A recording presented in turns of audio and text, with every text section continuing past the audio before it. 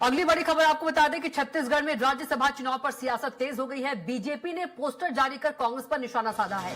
कांग्रेस राज्यसभा प्रत्याशी फूलो देवी नेताम पर तंज कसा है। सोशल मीडिया पर कार्टून पोस्टर जारी किया है।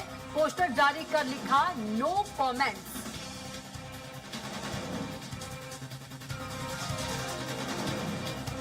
तो कांग्रेस राज्यसभा प्रत्याशी फूलो देवी पर पोस्टर में तंज कसा गया है। तो छत्तीसगढ़ में राज्यसभा चुनाव पर सियासत तेज हो गई है।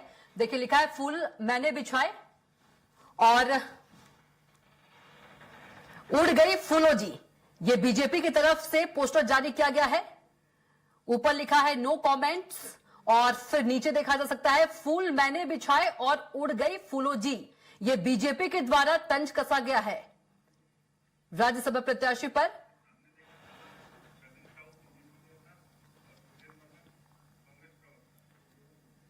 और चर्चा में हमारे साथ मौजूद है बीजेपी नेता प्रवीण साहू जी और सुरेंद्र वर्मा जी, कांग्रेस प्रवक्ता है। प्रवीण जी, सुरेंद्र जी, आप दोनों का बहुत स्वागत है चर्चा में। जी नमस्कार। जी नमस्कार।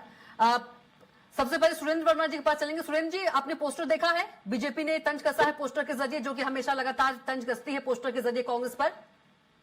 भारतीय जनता पार्टी की मानसिक कुंठा का प्रमाण है। इस तरह से देखिए, कल ही महिला दिवस था, आप सभी नारी शक्ति का हमने सम्मान किया, लेकिन आज जो सत्ता में बैठे हैं, ट्रिपल इंजन सरकार में होने का दावा करते हैं।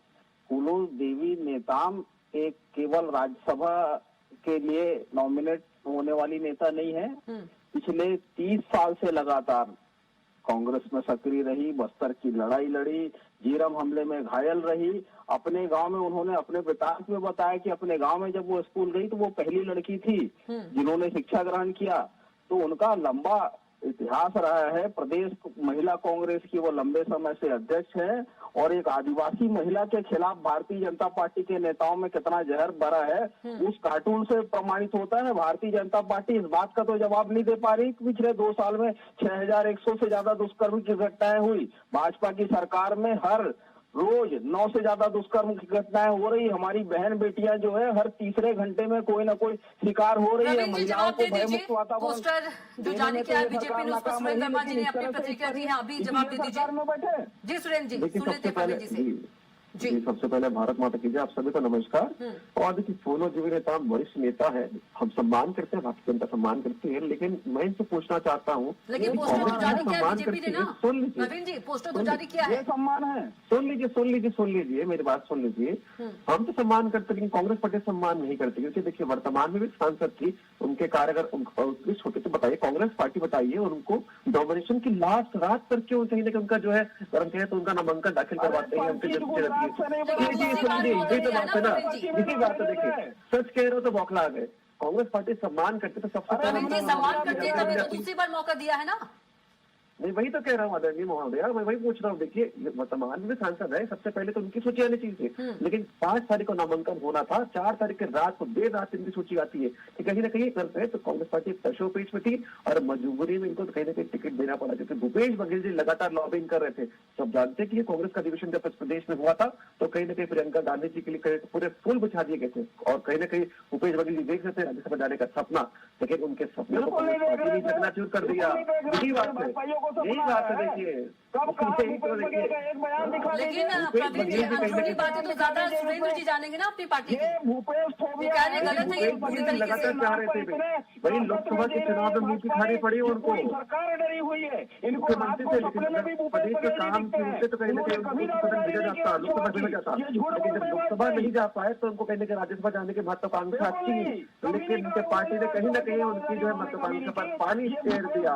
वही बिल्कुल, दोनों में से कोई एक भी रुक जाइए। प्रवीण जी, आप रुक जाइए। सुरेंद्र जी, बस्तर में संसाधनों के लूट का विरोध करती है, वहाँ के जंगल कटाई का विरोध करती है, इसलिए बताइए ना कि 4 तारीख को रात को क्यों उनका नामांकन के लिए आप इनको ईमानदारी घोषित की, पहले क्यों नहीं किया बताइए, पहले क्यों नहीं किया बताइए आप,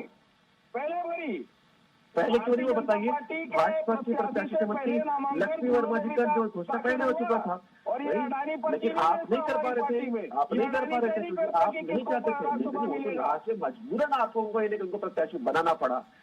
पूरी कांग्रेस पार्टी प्रदेश के चाह रही थी कि भूपेश बघेल बने, लेकिन ऊपर से सरकार पड़ी और देखिए फूलो देवी नेताम जी को दोबारा कहीं ना कहीं राज्यसभा पद के लिए नामांकन प्रवीण जी, करना ऐसी पड़ा। क्या मजबूरी आ गई कि मजबूरन प्रत्याशी बनाना पड़ा? किनको मजबूरन भैया तो वो जाने, हमारी प्रत्याशी तो बहुत अच्छी है, जनता के बीच रहती है, तो लेकिन आपने कहा ना कि बताइए, मजबूरन बनाना पड़ा, इसके पीछे की क्या वजह हो सकती है, अगर आप देखिए, इतनी वही तो- अंदरूनी बातें कह रहे हैं तो? मैं बिल्कुल बता रहा हूँ, कहीं ना कहीं आला कमान नहीं चाहता कि भूपेश बघेल और आगे बढ़े। देखिए कहीं लगातार थे तो लोकसभा जाने वाले थे, लेकिन जनता ने कहीं को चुनाव हरा दिया। इसके बाद राज्यसभा जाने की महत्वाकांक्षा जागी, लेकिन कहीं ना कहीं प्रदेश और जो राष्ट्रीय आला कमान नहीं चाहता कि भाई उस व्यक्ति का जो लगातार भ्रष्टाचार में संलिप्त हो आगे बढ़ाए, इसलिए कहीं ना कहीं फूलो देवी नेताम जैसी बहुत अच्छी नेता को कहीं ना कहीं नामांकन के लिए घोषित किया। हम बधाई देते हैं, शुभकामनाएं देते हैं, लेकिन भूपेश बघेल की महत्वाकांक्षा पूर्ण नहीं हो पाई, प्रदेश से देख रही है। सुरेंद्र जी, कविता जी, उस कार्टून में पूरी तरह से टारगेट किया गया है फूलो देवी नेताम को, और ये हाँ कह रहे लिखा है बहुत कि अच्छी फूल नेता, बधाई देते हैं, मैंने इनका बिछाए सम्मान है और उड़ गई महिलाओं के फूलोजी, प्रति। लिखा हुआ है, साफ तौर पे लिखा ये हुआ है। महिलाओं के प्रति इनका सुन लीजिए, आप वरिष्ठ नेता हैं, कभी आपने भूपेश बघेल का बयान सुना है? हमारी पार्टी में तो कार्यकर्ता नेताओं के लिए खुला अवसर है, जिसको चाहे जो दावेदारी करना चाहता था पीसीसी में आके आवेदन दिया। आपने कभी सुना है कि भूपेश बघेल ने आवेदन दिया?